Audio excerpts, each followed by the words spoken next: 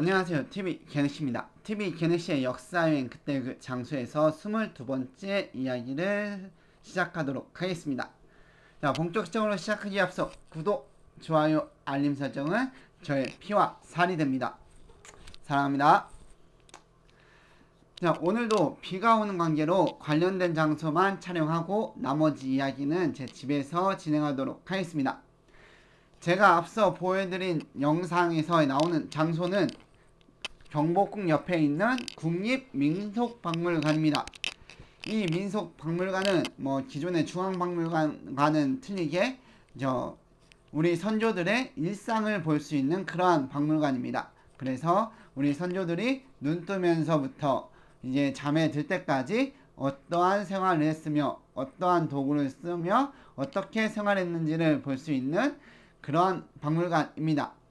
그리고 제가 보여드린 영상은 그 중에서도 복식 관련된 것을 보여드렸습니다.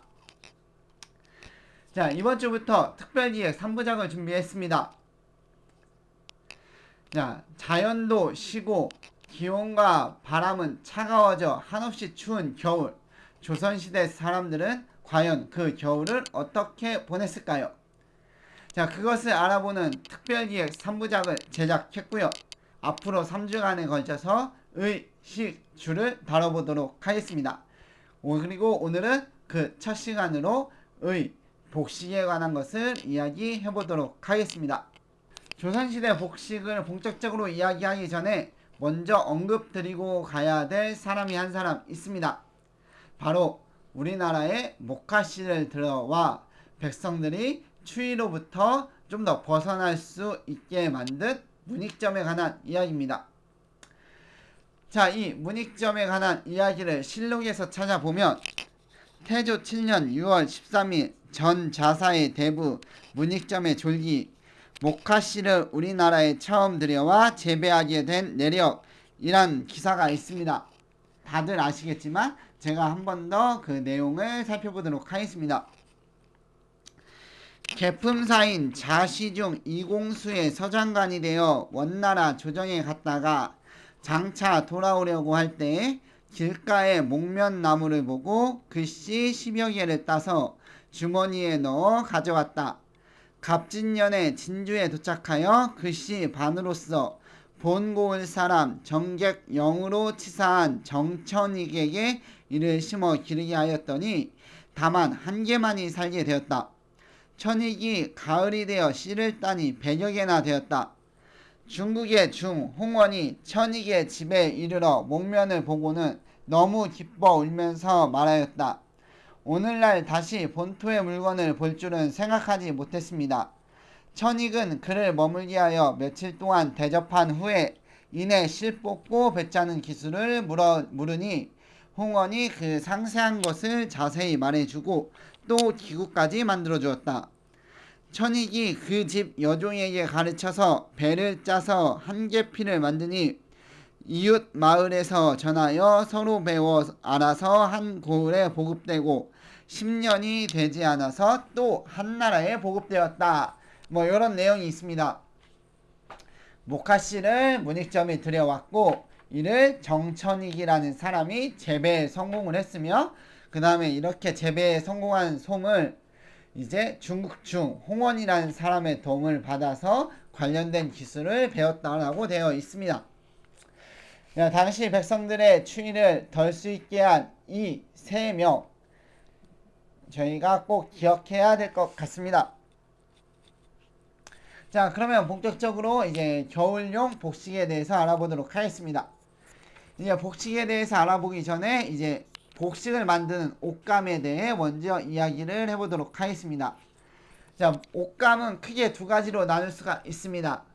무명과 비단, 이 두 가지로 나눌 수가 있는데 이 두 가지 모두 비교적 손질이 쉽고 그 다음에 따뜻하고 보온성이 뛰어난 편에 속했다고 합니다. 이 차이점이 있다면 다들 아시겠지만 무명은 일반 백성들 위주로 많이 사용되어 있던 옷감이고 비단은 양반이나 귀족들, 이런 비단 자체가 귀하니까 이런 사람들이 사용한 옷감이라고 합니다. 자, 그러면 이 옷감을 가지고 옷을 어떻게 만들었는지 알아보도록 하겠습니다. 이 옷을 만들 때 기본 개념은 누비 옷입니다. 이 누비라고 하는 것의 사전적 의미를 살펴보면 누비란 두 겹의 천 사이에 솜을 넣고 줄이 쭉쭉지게 박는 바느질, 또 그렇게 만든 물건이라고 설명이 되어 있습니다. 자, 바로 요 모습이고, 요 모습은 좀 많이 익숙하실 겁니다. 사전에 나와 있는 대로 두 겹 사이에 솜을 집어넣고 바느질을 한 굉장히 따뜻해 보이는 그러한 옷입니다. 근데 이 옷 살펴보면 굉장히 따뜻하기 위해서 요 바느질이 굉장히 많이 촘촘히 들어가 있지 않습니까? 딱 봐도 만드는데 당신은 손으로 바느질을 했으니 굉장히 시간이 오래 걸릴 것 같은 생각이 드는데요. 실제로 이 옷은 만드는데 몇 달이 걸렸다고 합니다. 그래서 이 옷을 이용할 수 있는 사람은 그 바느질을 하는 종이나 하인을 따로 둔 집에서 이러한 옷을 입을 수 있었다고 하고, 일반 백성은 그 조그만한 버선이나 뭐 요런 곳에 누비 옷을 만들었다고 합니다. 자, 그리고 굉장히 이 옷이 크니까 이 안에 들어가는 솜 또한 굉장히 많이 들어가지 않았겠습니까? 근데 당시 솜이 일반화 되었다고는 하지만 지금 저희가 생각하는 것처럼 풍족해서 맘만 먹으면 누구나 그 솜을 이용할 수 있는 그러한 상황은 아니었다고 합니다. 그래서 솜을 구할 여력이나 구하지 못한 일반 백성들은 얇은 옷을 여러 겹 걸쳐서 입는 방식으로 추위를 피했다고 하고, 또는 이 누비 옷을 만드는데 이 안에 들어가는 솜 대신에 다른 옷을 넣어서 누비 옷으로 만들었다고도 합니다. 자, 이렇게 옷감과 누비 옷에 대해서 설명을 드렸는데, 실록에 또 다른 재미있는 기록이 있어서 이를 설명해주고 다음으로 넘어가도록 하겠습니다. 자, 인조 6년 9월 17일 비국이 지방의 낙복지를 옷을 만들어 서쪽 지방에 보낼 것을 아뢰다. 이건 기사 제목입니다. 이 안에 내용을 살펴보면 서울과 지방의 시소에서 보내온 낙복지를 지금 서쪽 변방에 내려보내야 하겠습니다만 한절기가 이미 임박했기 때문에 헐벗은 백성들이 역시 만들어 입기가 어려울 것입니다. 백간에게 나누어 주어 만들어내게 하여 보내도록 하소서라는 내용이 있습니다. 자, 여기서 언급된 낙복지라고 하는 것은 그 과거 시험 등지에서 불합격자들의 답안지를 말합니다. 이 답안지라고 하는 것은 한지 종이인 것입니다. 그러니까 그 당시에는 이 한지 종이로도 옷을 만들었다는 이야기입니다. 자, 한지 종이로 옷을 만들었다고 하니 저도 그 옷이 참 궁금하기도 하고 또 재미있기도 해서 이 기사를 소개시켜 드렸습니다. 이제 다음 또 다른 방한용품에 대해서 이야기해 보도록 하겠습니다. 자, 우선은 도롱이라는 것이 있습니다. 이 도롱이라는 것은 요 사진에 보이는 이것인데, 이것은 아마 많이 익숙하실 겁니다. 본래 이것은 뭐 여름철이나 등 해가지고 비를 피하기 위해서 만든 것인데, 이것이 겨울철에는 보온용으로도 사용이 됐다고 합니다. 그래서 일례로 북방의 병사들이 보온용으로 이 도롱이를 착용하게 했다라는 기사도 있습니다. 자, 다음으로는 또 다른 방한용품 모자류를 살펴보도록 하겠습니다. 자, 그 종류에는 요 사진에 나오듯이 남바위, 조바위, 풍차, 굴레가 있습니다.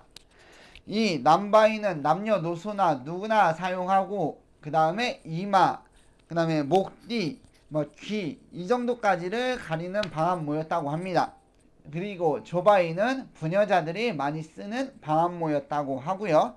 그 다음에 풍차는 남바위와 비슷한데 요 볼, 귀, 턱을 가리는 볼기가 더 있는 게 특징이라고 합니다.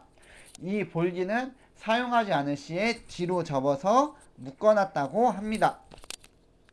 그리고 굴레라는 것은 돌부터 4세에서 5세까지의 어린이들을 위한 방한모였다고 합니다. 자, 그럼 여기 그 방한모 요거를 살펴보면 요 굴레를 빼고는 약간 특징이 있지 않습니까? 바로 여기 머리 부분이 뻥 뚫려 있습니다. 방한을 위해 만든 건데 요 머리 부분을 뻥 뚫어 놓은 것은 왜일까요? 그것은 바로 한두난족이라는 말과 연관지어서 설명되곤 합니다.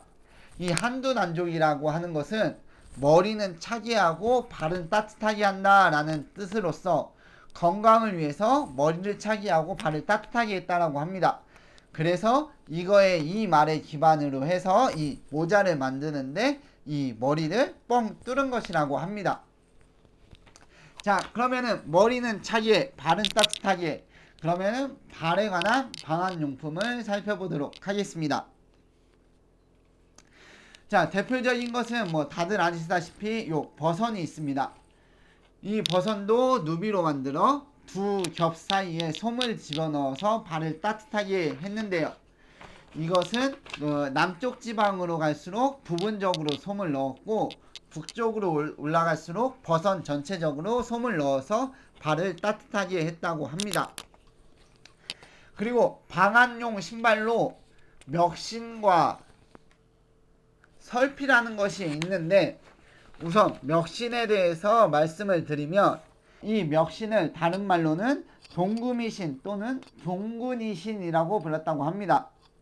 그 이유는 바구니처럼 둥글고 깊은 것이 특징이어서 그렇게 불렀다고 하는데요.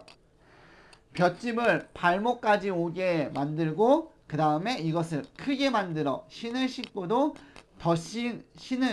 다른 신을 신고도 그 위에 덧신으로도 신을 수 있게끔 만들었다고 합니다. 그 다음에 이 설피라는 것은 정확히 얘기하면 방한용은 아니고 눈이 많이 오는 지방에서 눈 위를 걸어 다니기 위해 만든 것이라고 합니다. 이게 신발 밑에 붙여서 무게를 분산시켜서 눈 위를 걸어 다닐 수 있게 그렇게 만든 것이 이 설피라고 합니다. 조선시대에는 겨울을 나기 위해 준비하는데 그냥 한두 달 전이 아닌 여름 혹은 봄부터 이 겨울을 나기 위해서 미리미리 준비를 했다고 합니다. 그만큼 그 시절 겨울나기가 혹독했다는 것의 반증이라고도 할 수 있습니다. 자, 이상입니다. TV 개늑시의 역사여행 그때 그 장소에서 22번째 이야기를 마치도록 하겠습니다. 시청해주신 여러분 감사합니다.